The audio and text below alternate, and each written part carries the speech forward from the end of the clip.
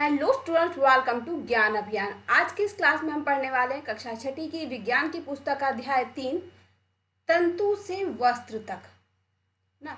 यह तंतु से वस्त्र तक इसे हम पढ़ेंगे। अब पढ़ते हैं अध्याय। पहेली और बूझों ने अपने स्कूल में आयोजित की गई विज्ञान प्रश्नोत्तरी प्रतियोगिता में प्रथम पुरस्कार जीता। वे दोनों अत्यधिक उत्तेजित थे और उन्होंने प्राप्त हुई पुरस्कार राशि से अपने माता पिता के लिए वस्त्र खरीदने का निश्चय किया। वे कपड़े की दुकान पर वस्त्र सामग्री की विस्तृत विविधता देखकर उलझन में फंस गए। दुकानदार ने उन्हें समझाया कि कुछ कपड़े अथवा वस्त्र सूती हैं तो कुछ संश्लिष्ट यानी कृत्रिम। उनके पास ऊनी मफलर तथा शॉल भी थे। दुकान में बहुत सी रेशमी साड़ियां भी थी। पहेली तथा बूझो अत्यधिक उत्तेजित दिखाई दे रहे थे। उन्होंने इन विभिन्न कपड़ों को स्पर्श किया और उनके बारे में जानकारी प्राप्त की। अंत में उन्होंने एक ऊनी मफलर तथा एक सूती साड़ी खरीदी। कपड़े की दुकान का भ्रमण करने के पश्चात पहेली और बूझों ने अपने आसपास में विभिन्न प्रकार के वस्त्रों को ध्यान से देखना आरंभ किया। उन्होंने यह देखा कि बेडशीट, बिस्तर पर बिछाने की चादर, यहाँ पर एक ही कपड़े की दुकान में से बहुत से तरह के कपड़े मिलते हैं। अब ये भी देखिए कि आप जो कपड़े पहनते हैं, अगर हम किसी बाहर ना देखें, सिर्फ अपने बाहर देखें, तो हम जो कपड़े पहनते हैं, क्या वो कपड़े सभी एक ही प्रकार के होते हैं? अलग अलग होते हैं। और हर मौसम के हिसाब से भी हम कपड़े अलग अलग पहनते हैं ना। कोई सूती पहनते हैं, कोई टेरिकॉट का पहनते हैं, कोई ऊनी पहनते हैं। जैसे जैसे मौसम बदलता रहता है, हमारे कपड़ों का जो पहनावा है, जिस कपड़ों का जो तरीका है पहनने का, वो बदल जाता है। अगर गर्मी में सूती कपड़े पहनते हैं तो सर्दी में ऊनी कपड़े पहनते हैं। तो ये क्या, कपड़े जो होते हैं अलग अलग प्रकार के होते हैं, जिसके बारे में आज हम इस अध्याय में जानेंगे। कंबल, पर्दे, मेजपोश, तौलिए और झाड़न, दस्तर आदि ये सभी भिन्न भिन्न प्रकार के कपड़ों से बने हैं। यहाँ तक कि उनके बस्ते तथा बोरे भी किसी प्रकार के वस्त्र से बने हैं। उन्होंने इन सभी वस्त्रों की पहचान सूती, ऊनी, रेशमी तथा संश्लिष्ट के कृत्रिम के रूप में की। क्या आप भी इन वस्त्रों में से कुछ की पहचान कर सकते हैं? आपको पता है कि कपड़े जो बहुत तरीके के होते हैं। अब हम पढ़ते हैं कपड़ों में विविधता, यानी कपड़ों में जो अलग अलग होते हैं, जिसमें अलग अलग कपड़ों का जो ढंग होता है, अलग अलग कपड़े जो होते हैं, उसके बारे में अब हम यहाँ बात करते हैं। उसके बाद पढ़ेंगे क्रियाकलाप 1। अपने पास की किसी दर्जी की दुकान का भ्रमण कीजिए। सिलाई के बाद बचे कपड़े की कतरन एकत्र कीजिए। कपड़े की प्रत्येक कतरन को स्पर्श करके उसके स्पर्श का अनुभव कीजिए। दर्जी की सहायता से उससे पूछकर कुछ कपड़ों पर सूती, रेशमी, ऊनी, संश्लिष्ट के लेबल लगाने का प्रयास कीजिए। है ना। कपड़े की कतरन का विविध दृश्य। जो कपड़े होते हैं वो अलग अलग प्रकार के, जो हर कपड़े को छूते हैं तो छूने से हमें पता चलता है कि कौन सा कपड़ा मोटा है, कौन सा कपड़ा पतला है, कौन सा कपड़ा मुलायम है, कौन सा कपड़ा थोड़ा खुरदरा है। यहाँ तक कि जो बोरी होती है जिसे हम घर में बिछाते हैं, या फिर जिसमें सब्जी मंडी में सब्जियां वगैरह लाते हैं, जिसमें अनाज वगैरह आता है, वो बोरियां भी सूती से बनी होती है, कुछ जूट से बनी होती है। तो इन सभी का स्पर्श जो है वो अलग अलग प्रकार का होता है, और हमें तब पता चलेगा जब हम इनको हाथों से छूकर देखेंगे।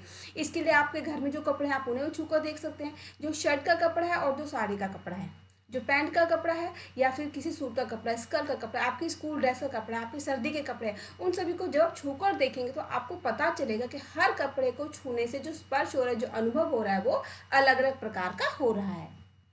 क्या आप यह जानना चाहते हैं कि ये विभिन्न कपड़े किस प्रकार बनते हैं?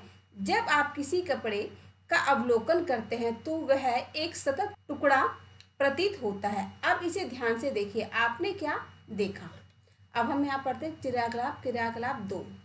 सूती कपड़े का वही टुकड़ा चुनें जिस पर आपने क्रियाकलाप 1 में लेबल लगाया था। इसके एक सिरे पर कोई ढीला धागा या तागा ढूंढने का प्रयास कीजिए और इसे बाहर खींचिए। कहते हैं कपड़े का आप छोटा टुकड़ा लीजिए, है ना, और उसको जो हमको किनारा होता है, जब हाथ से ऐसे कर देखते हैं तो उसको जो पतले पतले धागे होते हैं वो बाहर की तरफ निकलना शुरू हो जाते हैं।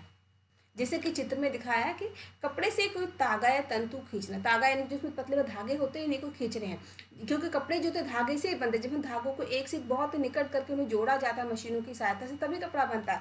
तो हम इन कपड़े की कतरन में से जो है धागे हम खींच के एक एक करके इनको अलग कर सकते हैं।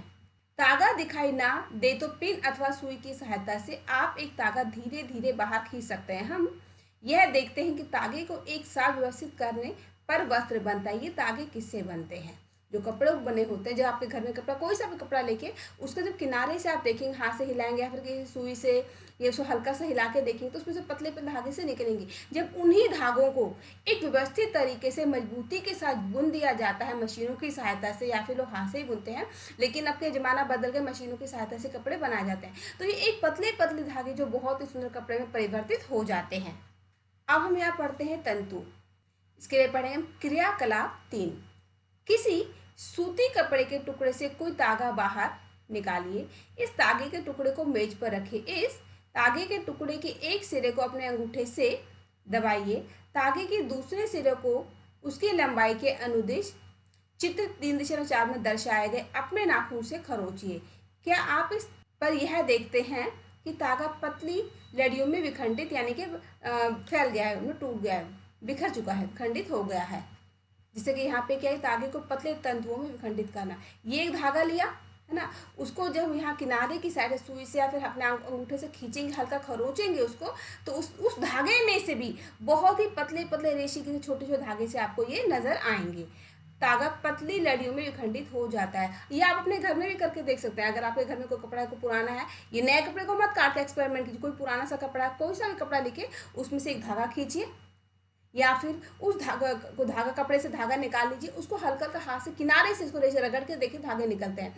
या फिर इसके एक एग्जांपल और देखते हैं कि अचानक से हम कोई कपड़े सिल रहे हैं, आपके घर में मम्मी कपड़े सिल रहे हैं या फिर कोई दर्जी कपड़े सिल रहा होता है, और सिलते सिलते जो मशीन में धागा लगा वो जिससे हम कपड़े सिल, अगर वो अचानक धागा टूट जाता है, तो जब हम उस धागे को दोबारा से सुई में डालने के लिए हाथ में पकड़ते हैं, तो हम देखते हैं कि उसके आगे जो छोटे छोटे से रेशे हमें नजर आते हैं। ये क्या है, ये वही तागे हैं जो इस विखंडित होकर फैल जाते हैं। आप इसको अपने घर में एक्सपेरिमेंट करके देख सकते हैं।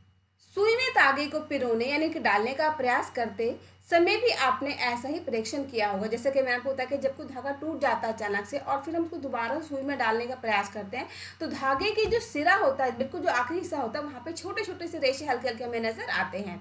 कई बार तागे का यह सिरा कुछ पतली लड़ियों पृथक हो जाता है, यानी कि अलग अलग हो जाता है।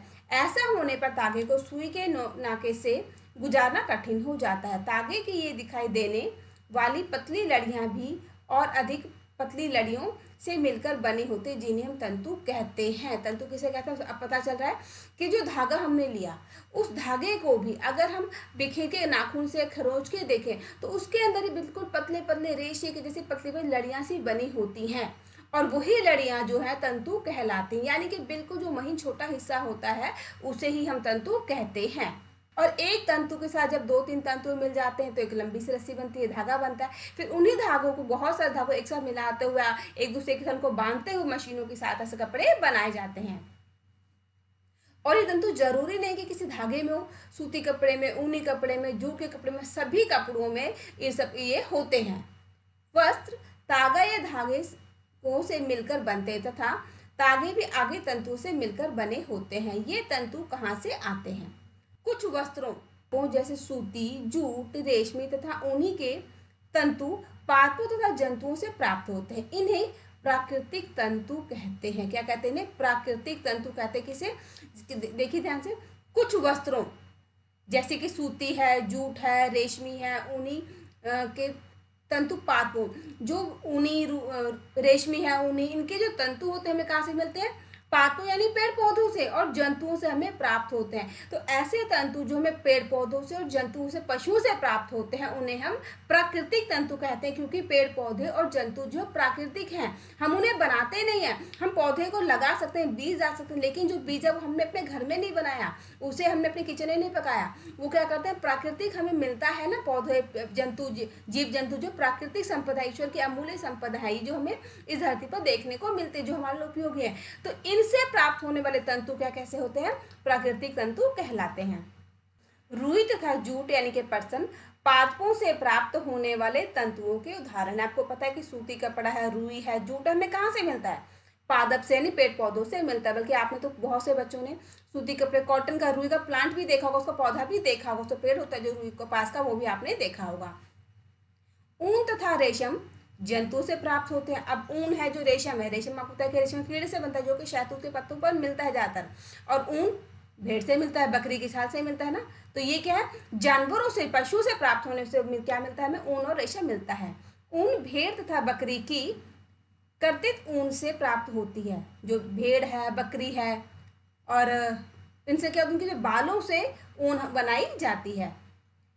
इसे खरगोश, याक तथा ऊँटों के बालों से भी प्राप्त किया जाता है। रेशमी तंतु रेशम कीट कोकून से खींचा जाता है।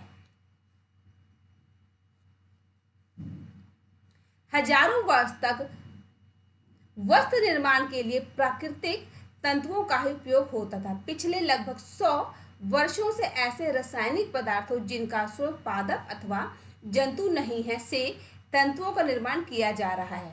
इन्हें संश्लिष्ट तंतु कहते हैं, जैसे पॉलिस्टर, नायलॉन और एक्रिलिक संश्लिष्ट तंतुओं के कुछ उदाहरण हैं। अब कुछ ऐसे तंतु भी हैं जो कि ना कि पेड़ पौधों से मिलते हैं और ना ही जानवरों से, बल्कि इन्हें जो है रासायनिक पदार्थों के द्वारा बनाया जाता है। इनका जो निर्माण किया जाता है फैक्ट्री मशीनों की सहायता से रासायनिक पदार्थों को मिलाकर जो बनाया जाता है, जिन तंतुओं का निर्माण किया जाता है उसे हम क्या कहते हैं, संश्लिष्ट तंतु कहते हैं। जिसके पॉलिस्टर है, नायलॉन है, ये सब क्या है, ये भी एक तरह के कपड़े, नायलॉन के कपड़े, लेकिन इनमें क्या कि मशीनों से बनाया जाता है, रासायनिक पदार्थ मिले होते हैं। इस कारण जो ये कपड़े बहुत लंबे समय तक चलते हैं, जबकि ऊनी कपड़े, रेशमी कपड़े जितने लंबे समय तक चलते हैं, नायलॉन उससे भी ज़्यादा समय तक चलता है। अब हम पढ़ते हैं कुछ पादप तंतु, यानी ऐसे तंतु जो हमें पेड़ पौधों से प्राप्त होते हैं, जैसे कि रुई। क्या आपने कभी तेल के लैंपों के लिए बत्तियां बनाई हैं?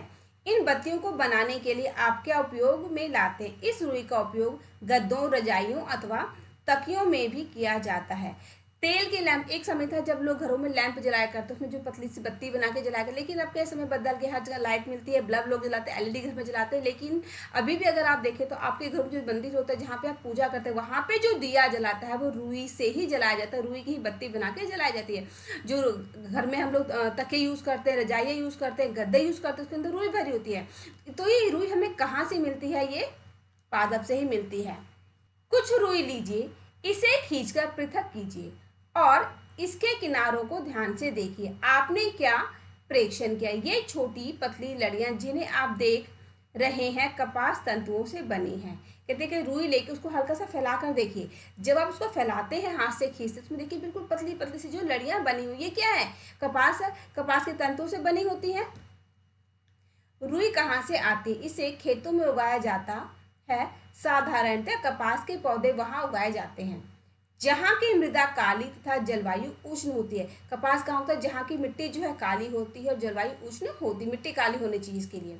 क्या आप ऐसे कुछ राज्यों के नाम बता सकते हैं जहाँ हमारे देश में कपास की कृषि की जाती है? कपास पादप के फल, कपास गोलक, लगभग नींबू की माप के होते हैं। जो कपास का जो फल होता है, इसमें से रुई निकलती है, वो कहते हैं नींबू के माप का होता है, नींबू के आकार का वो होता है। पूर्ण परिपक्व होने पर बीज टूटकर खुल जाते हैं तथा अब कपास तंतुओं से ढले बिनोले कपास के बीज को देखा जा सकता है। क्या आपने ऐसा कपास खेत देखा है जो कपास चुने जाने के लिए तैयार हो चुका हो? इस समय खेत कपास के परिफूलों रोगों से इतना श्वेत हो जाता है जैसे हिम ने ढक लिया हो। अगर कहीं पर भी आपको कपास की खेती देखने का मिले, मौका मिले, कहीं पर कपास की खेती, यानी कि पूरे के पूरे खेत के अंदर सिर्फ कपास के ही पौधे लगे हों और उसके अंदर जो कपास का जो फूल होता है पूरा बन चुका होता है, बड़ा हो चुका होता है, और उसके अंदर जो कपास के बीज ही पूरी तरह से बन चुके होते हैं। जब जो फूल है पूरी तरह परिपक्व होता है, बन जाता है, तो क्या होता है, जो फूल तो अपने आप से फट जाता है। फटने के बाद उसके अंदर से जो रुई होती है सफेद सफेद हमें नजर आती है।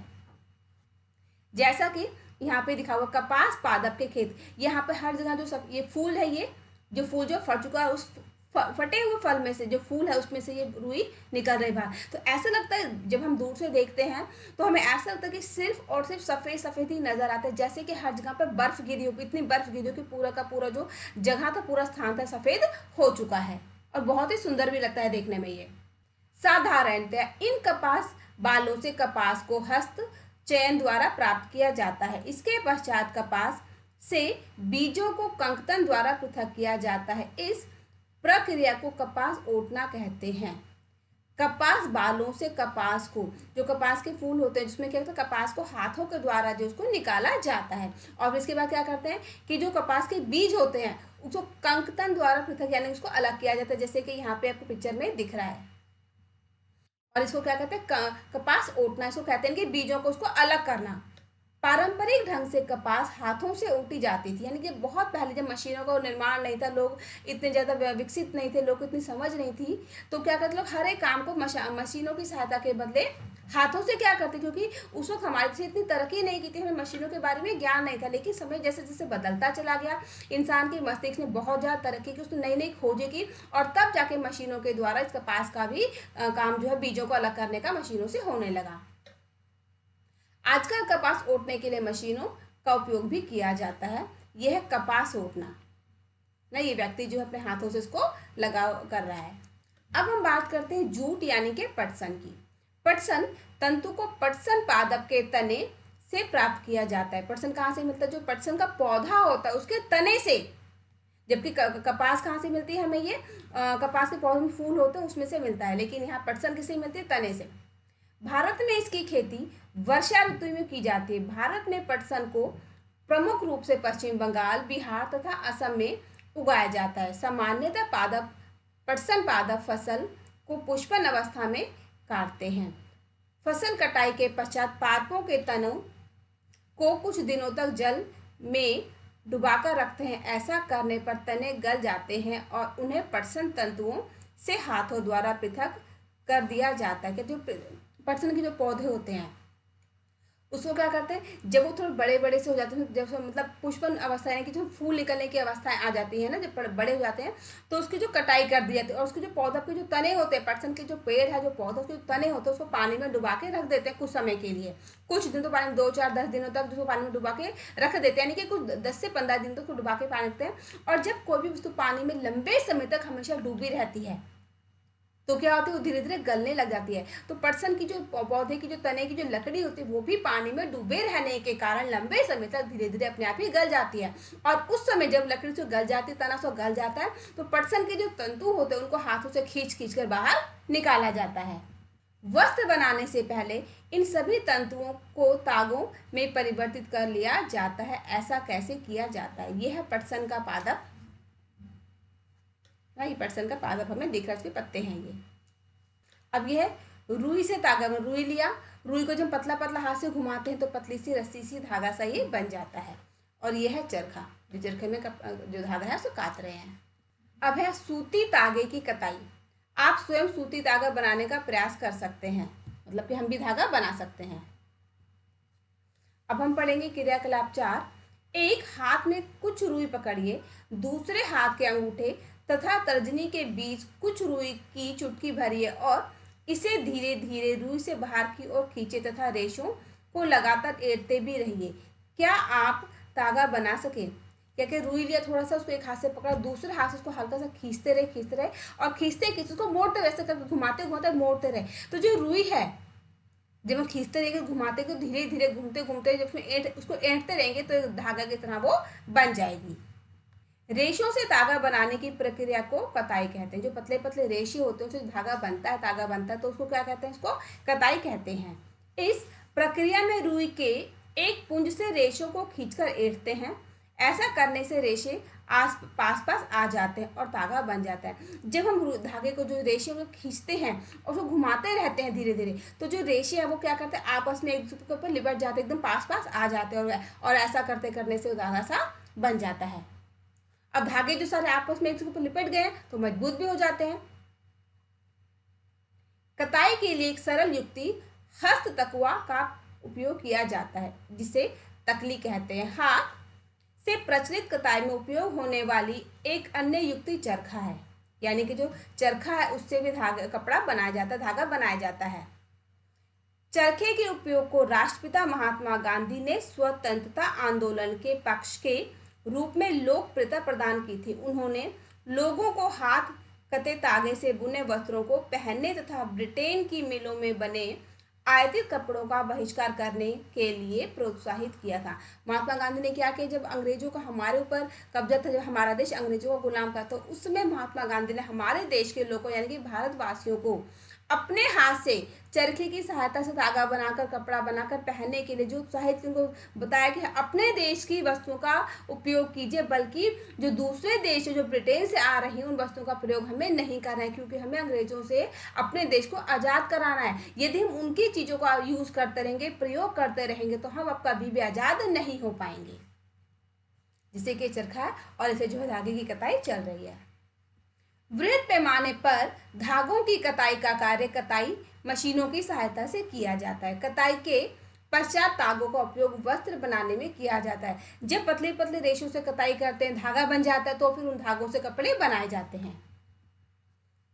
अब है तागे से वस्त्र बनाना। अभी हमने तंतु से तागा बना लिया, अब उस तागे से हम कपड़े कैसे बनाते हैं वो हम यहाँ पढ़ेंगे। तागे से वस्त्र बनाने की कई विधियां हैं। इनमें से दो विधियां बुनाई तथा बंधाई है। दो विधियां हैं कपड़े बनाने की, कौन सी? बुनाई और दूसरी बंधाई। अब हम बात करते हैं पहले बुनाई की। क्रियाकलाप 2 में आपने यह ध्यान दिया होगा कि वस्त्र तागों के 2 सेटों जिन्हें एक साथ व्यवस्थित किया जाता है से मिलकर बनते हैं। तागों के 2 सेटों को आपस में व्यवस्थित करके वस्त्र बनाने की प्रक्रिया को बुनाई कहते हैं। आइए कागज की कुछ पट्टियों से बुनने का प्रयास करते हैं। जब 2 धागे लेते हैं, 2 तागे लेते हैं और उनको एक व्यवस्थित तरीके से हम उसको जोड़ते जाते हैं, तो क्या होता है? बुनाई की प्रक्रिया कहलाती है। अब सीखने के लिए क्या हम कागज कपड़ा कैसे बनता है हम एक क्रियाकलाप करेंगे। भिन्न रंगों की 2 कागज की शीट लीजिए। कहते हैं 2 अलग अलग रंग की कागज की 2 शीटें लेनी है। दोनों में से 30 सेंटीमीटर लंबाई तथा 30 सेंटीमीटर चौड़ाई की वर्गाकार शीट काटिए। अब इन दोनों शीटों को आधा मोड़िए। एक शीट पर चित्र 3.12 में दिखाए अनुसार रेखाएं खींचिए तथा दूसरी शीट पर 3.12 के एक में ए में जिसे दिखाया, दूसरे में बी में दिखाए अनुसार रेखाएं खींचिए। दोनों शीटों को खींची गई रेखाओं के अनुदिश काटिए और फिर शीटों के मोड़ों को खोलकर इन्हें फैला लीजिए। एक शीट की पट्टियों को एक एक करके दूसरी शीट के कटावों से चित्र 3.12 सी में दिखाए गए अनुसार बुनिए। चित्र 3.12 डी में पट्टियों के बुनने के पश्चात का नमूना दिखाया गया है। कहते हैं कि ये हमने कागज लिया है ए और बी अलग अलग रंग का, और इसकी जो पतली पतली पट्टियां सी हमने काट ली हैं, जिसे पट्टियां पर कटी हुई पतली पतली सी, और फिर उन पट्टियों को एक साथ जोड़ना है। पहले हरी पट्टी रखी, फिर संतरी, फिर हरी, फिर संतरी, और उनको एक दूसरे बड़ी व्यवस्थित तरीके से एक नीचे ऊपर करके ऐसे जोड़ते जाएंगे, तो क्या ये अंत में जो एक ऐसा हमारे पास बन जाएगा। यही तरीका है कपड़ों को बनाने का भी। जब हम धागों को एक साथ 2 धागे 3 धागों को एक साथ मिलाते जाते, व्यवस्थित तरीके से उनको रखते जाते हैं, जोड़ते जाते हैं, तो क्या कपड़ा बन जाता है। यह कागज की पट्टियों से बुनाई। तो जिस तरह से मैं कागज की पतली पतली पट्टियों से बनाकर देखा, छोटा सा इतना चौड़ा हमारे पास शीट बनकर तैयार होती है, बिल्कुल वैसे ही जब हम पतले पतले धागों को एक साथ जोड़ते हैं तो कपड़ा बन जाता है। इसी ढंग से तागों के 2 सेटों को बुनकर वस्त्र बुने जाते हैं। तागे वास्तव में कागज की पट्टियों की तुलना में बहुत पतले होते हैं। वस्त्रों की बुनाई करघों पर की जाती है। करघे या तो हस्त प्रचालित होते हैं अथवा विद्युत प्रचालित। अब कागज तो क्या मोटा होता है, चौड़ा भी होता है, लेकिन जो धागे होते हैं बहुत ही पतले पतले धागे होते हैं, तो उतने पतले पतले धागों को एक व्यवस्थित तरीके से जोड़ना मशीनों से किया जाता है। अब ये जो मशीनें होती है या तो हाथ से चलाते हैं या फिर बिजली से चलाए जाते हैं ना, जैसे कि महिला जो हाथ से चला रही हथकरघा, ये क्या कर रही है, कपड़ा बना रही है। अब हम पढ़ते हैं एक विशेष प्रकार की बुनाई। क्या कभी आपने यह ध्यान से देखा है कि स्वेटर किस प्रकार बुने जाते हैं? इसकी बुनाई नीटिंग में किसी एकल धागे का उपयोग वस्त्र के एक टुकड़े को बनाने में किया जाता है। क्या आपने कभी किसी फटे हुए मोजे के किसी धागे को खींचकर देखा है? जब आप ऐसा करते हैं तब क्या होता है? एकल धागा लगातार खिंचता चला जाता है तथा वस्त्र उधड़ता जाता है। मोजे और बहुत सी अन्य पहनने की यह है स्वेटर बुनाई, जिसमें कि सिर्फ एक ही धागा होता है और एक ही धागा है, और इनको सिलाइयों की मदद से एक में जो फंदा डला होता है उसके उस एक फंदे को दूसरे फंदे से जोड़ते रहने के कारण जो लंबा सा हमारे पास स्वेटर या जो भी हम बनाना चाहते हैं हमारे वस्त्र बनकर आ जाता है। वस्तुएं ऐसी बुनाई द्वारा बने वस्त्रों से की जाती है। इस प्रकार की बुनाई हाथों से तथा मशीनों से भी की जाती है। दोनों प्रकार की बुनाई का उपयोग विभिन्न प्रकार के वस्त्रों के निर्माण में किया जाता है। इन वस्त्रों का उपयोग पहनने की विविध वस्तुओं को बनाने में किया जाता है। जो ऊनी वस्त्र होते हैं जैसे कि जुराब है, स्वेटर है, ये के एकल विधि से बनाते हैं। इसमें सिर्फ एक ही धागा होता है और यही कारण है कि अगर गलती से कहीं से भी एक बार धागा एक खिंच जाता है तो पूरा का पूरा वस्त्र खुल जाता है, पूरा उधड़ जाता है। जैसे कि आपने देखा होगा अगर आपके घर में कोई जुराबे हैं ना, स्वेटर, उसमें कहीं से एक धागा हल्का सा ऊंचा सा हो जाता है, हम क्या कभी कभी क्या करें, पेंसिल से बैठे बैठे पेन डाल के छेदना शुरू कर देते हैं, उस धागे को सुई डाल के पेंसिल को ऊपर की तरफ खींचते हैं कभी कभी। और क्या होता है जब वो गलती से अगर एक धागा खींच जाता है तो फिर हम शरारती मन होते उस धागे को खींचते हैं, और अगर वो धागा एक बार खींचना शुरू हो गया तो क्योंकि वो एक ही धागे से बना हुआ होता है और इसी कारण पूरा का पूरा वस्त्र जो उधड़ जाता है यानी कि खुल जाता है। अब हम पढ़ते हैं वस्त्र सामग्री का इतिहास, कि जो कपड़े बनाने की जो सामग्री उसके बारे में अब हम जानेंगे। क्या आपने कभी यह जानने का प्रयास किया है कि प्राचीन काल में लोग पहनने के लिए किस सामग्री का उपयोग किया करते थे? वस्त्रों के विषय में पूर्व प्रमाणों से ऐसा प्रतीत होता है कि आरंभ में लोग वृक्षों की छाल, बड़ी बड़ी पत्तियों तथा जंतुओं की चर्म यानी जंतु की जो चमड़ी होती है वो, और समूर से अपने शरीर को ढकते थे। कहते कि जब पुराना समय था, जब आदि मानव का समय था, तो जो उस समय के लोग थे क्या करते, बड़े बड़े पेड़ों की पेड़ों की छालों से जंतुओं को मार के उनके जो चमड़ी होती है, जो उनकी त्वचा होती है, उससे अपने शरीर को ढका करते थे। क्योंकि उसमें कपड़ा नहीं था, लोगों को पता नहीं था कपड़ा क्या होता, कैसे बनाया जाता है। कृषि समुदाय में बसना आरंभ करने के पश्चात लोगों ने पतली पतली टहनियों तथा घास को बुनकर चटाइयां तथा डलियां टोकरी बनाना सीखा। लताओं, जंतुओं की ऊन अथवा बालों को आपस में ऐंठन देकर लंबी लड़ियां बनाई। इनको बुनकर वस्त्र तैयार किए। पूर्व में भारतवासी रुई से बने वस्त्र पहनते थे जो गंगा नदी के निकटवर्ती क्षेत्रों में उगाई जाती थी। फ्लैक्स भी एक पादप है जिसे प्राकृतिक तंतु प्राप्त होता है। प्राचीन मिस्र में वस्त्रों को बनाने के लिए रुई तथा फ्लैक्स की कृषि नील नदी के निकटवर्ती क्षेत्रों में की जाती है। जो पुराने जमाने के लोग थे वो लोग क्या करते थे, जब उन्होंने जंतुओं की छालों को पहनना शुरू किया, फिर उसके बाद उन्होंने क्या किस खेती करने के लिए एक जगह पर रुककर बसना शुरू कर दिया, एक जगह पर उन्होंने रहना शुरू कर दिया। फिर क्या पतली पतली टहनियाँ ली, उनके घास को लिया और चटाइयाँ बनाई, उनको बुनते। जब उनको चटाइयाँ बनाने आने लगा तो उन्होंने पेड़ों की टहनियों से लताओं को उनको आपस में मोड़ते हुए पतली पतली लंबी लड़ियाँ बनाई और फिर उन्हीं लड़ियों को बुनकर कपड़ा उन्होंने बनाया। उन दिनों में लोगों को सिलाई करना नहीं आता था। उस समय लोग अपने शरीर के विभिन्न भागों को वस्त्रों से आच्छादित कर लेते थे, आच्छादन को ढक लेते थे। वे शरीर को आच्छादित करने के लिए कई विभिन्न ढंगों का उपयोग करते थे। सिलाई की सुई के आविष्कार के साथ लोगों ने वस्त्रों की सिलाई करके पहनने के कपड़े तैयार किए। इस आविष्कार के पश्चात सिले कपड़ों में बहुत सी विविधताएं आ गई।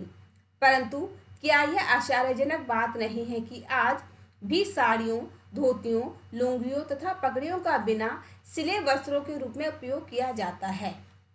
जिस प्रकार समस्त देश में खाए जाने वाले भोजन में अत्यधिक विविधता देखने को मिलती है, ठीक उसी प्रकार वस्त्रों एवं पहनने की वस्तुओं में भी अत्यधिक विविधता पाई जाती है। कहते हैं कि जैसे कि हम कपड़े पहनते हैं, लेकिन हम कपड़े क्या सिल के पहनते हैं, उसे अपने हिसाब से डिजाइन से काटते हैं, सिलते हैं, ऐसे कपड़े पहनते हैं। लेकिन आज भी जो साड़ी है, धोती है, पगड़ियाँ, जो सिख लोग में सर पे पगड़ी बांधते हैं, ये लोग ऐसे कपड़े होते हैं जिसको सिलते नहीं है, बिल्कुल भी सिलते नहीं है, और उनका बिना सिले हुए कपड़ों के रूप में प्रयोग करते हैं। साड़ी कहीं से सिली नहीं जाती लेकिन वो लोग पहनते हैं। पगड़ी जो सर पे लोग बांधते हैं सिख लोग, वो कहीं से बंधी नहीं होती है, वो लंबे से ही होता है, बहुत लंबा होता है और उसको ही सर पे वो लोग बांधते हैं। धोती लोग पहनते हैं, क्या बिना सिले हुए कपड़े जिसको लोग पहनते हैं। जैसे कि हमारे देश में हर जगह पे रहने वाले लोग अलग अलग प्रकार के अलग अलग तरह के भोजन खाते हैं, तो भोजन में जैसे जैसे विविधता हमें मिलती है, बिल्कुल वैसे ही कपड़ों के मामले में भी हमें विविधता मिलती है। अलग अलग जगह पे रहने वाले लोग अलग अलग प्रकार के कपड़ों का जो अलग अलग ढंग के कपड़े बनाकर उसको पहनते हैं। अब इस अध्याय में हमने जो प्रमुख प्रमुख शब्द देखे उसको एक बार देखते हैं हम। रुई, वस्त्र, तंतु, कताई, बुनाई और धागा, ये इस अध्याय के प्रमुख प्रमुख शब्द थे। अब इस अध्याय में हमने जो खास खास बातें सीखी उनको एक बार फिर से दोहरा लेते हैं कि वस्त्र सामग्री अथवा वस्त्रों में विविधता होती, जैसे सूती, रेशमी, ऊनी और पॉलिस्टर जो कपड़े होते हैं, कपड़े जिससे बनाए जाते हैं, जिन चीज़ों से जो रॉ मटेरियल जो कच्चा माल होता है वो, और कपड़े दोनों ही अलग अलग प्रकार के सूती होता है, कोई रेशमी होता है, कोई ऊनी होता है, कोई नॉलन होता है, कोई पॉलिस्टर होता है। यानी कि कपड़े, जो भी कपड़ा है, हर प्रकार के कपड़े के अंदर विविधता पाई जाती है। वस्त्र तागों से बनते हैं जिन्हें तंतुओं से बनाया जाता है। कोई सा भी कपड़ा लीजिए, किससे बनता है? तागों से। और जो तागे हैं वो तंतुओं से, यानी कि जो तागे के अंदर जो छोटे छोटे पतले पतले रेशे हमें नजर आते हैं, पतले पतले से लंबे, उन तंतुओं से बनाया जाता है। तंतु या तो प्राकृतिक होते हैं अथवा संश्लेषित। जो तंतु होते हैं या तो प्राकृतिक नेचुरल होते हैं या फिर उन्हें बनाया जाता है। रेशम, ऊन और जूट कुछ प्राकृतिक तंतु हैं, जबकि नायलॉन और पॉलिस्टर कुछ संश्लेषित तंतुओं के उदाहरण हैं। जो रेशम है, ऊन है, जूट है, ये किसे प्राकृतिक है, क्योंकि ये जो हमें प्रकृति से प्राप्त होते हैं। जबकि नायलॉन जो और पॉलिस्टर जो संश्लेषित बनाया जाता है। रुई और जूट जैसे तंतु पौधों से प्राप्त किए जाते हैं। पेड़ों से रुई मिलती है, कपास के पौधे, जूट भी पेड़ों से मिलता है। और तंतुओं से तागा बनाने की प्रक्रिया को कताई कहते हैं। जो तंतु होते हैं, जब उसे हम तागा बनाते हैं तो उसे हम कताई कहते हैं। तागों की बुनाई दो प्रकार से की जाती है जिससे वस्त्र बनता है। तो मुझे उम्मीद है कि हमने जो कपड़ों के बारे में आज जानकारी पड़ी कि कपड़ा कैसे बनता है, उसके जो धागा होता है, जो तागा होता है, कहाँ से आता है, फिर उन तागों में भी तंतु कैसे बनते हैं, तागे में कहाँ से मिलते हैं, पौधों से, जंतु से, प्राकृतिक रूप से या फिर मानव निर्मित रूप से। तो ये सारी जानकारी आप अच्छे प्रकार से समझ गए होंगे। तो इसी तरह देखते रहिए आपका अपना ज्ञान अभियान। मिलते हैं अगले वीडियो में।